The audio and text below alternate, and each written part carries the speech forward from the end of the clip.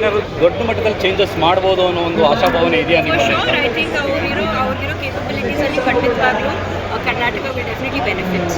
ಅವರು CM ಆಗಿರೋ ಕಾರಣದಿಂದ ನೀವೇನಾದರೂ ಪಾಲಿಟಿಕ್ಸ್ಗೆ ಮತ್ತೆ ವಾಪಸ್ಸು ರಾಜಕಾರಣ ಬರೋದಿದೆಯಾ? ಆ ಥರ ಏನಿಲ್ಲ. But today I have just come to celebrate as a family member. ಅವ್ರಿಗೆ ಸೆಲೆಬ್ರೇಟ್ ಮಾಡಿ ಕಂಗ್ರ್ಯಾಚುಲೇಟ್ ಮಾಡಲಿಕ್ಕೆ ಬಂದಿದ್ದೀನಿ. ಇದಿಷ್ಟು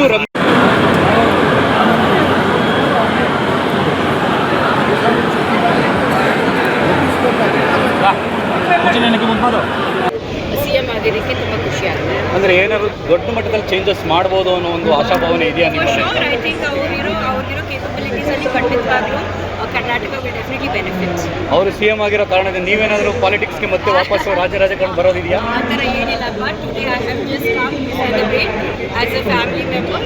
ಅವ್ರಿಗೆ ಸೆಲೆಬ್ರೇಟ್ ಮಾಡಿ ಕಂಗ್ರ್ಯಾಚುಲೇಟ್ ಮಾಡಲಿಕ್ಕೆ ಬಂದಿದ್ದೀನಿ. ಇದಿಷ್ಟು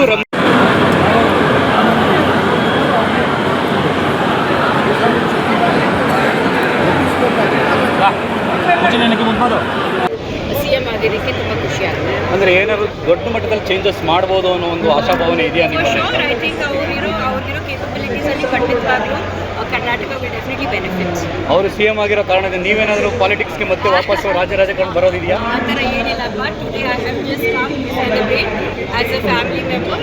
ಅವ್ರಿಗೆ ಸೆಲೆಬ್ರೇಟ್ ಮಾಡಿ ಕಂಗ್ರ್ಯಾಚುಲೇಟ್ ಮಾಡಲಿಕ್ಕೆ ಬಂದಿದ್ದೀನಿ. ಇದಿಷ್ಟು